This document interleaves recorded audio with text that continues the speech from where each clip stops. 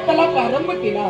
कारण देवा करता जन्मिता तू आहेस, निमित्त मात्र भक्त मी आहे.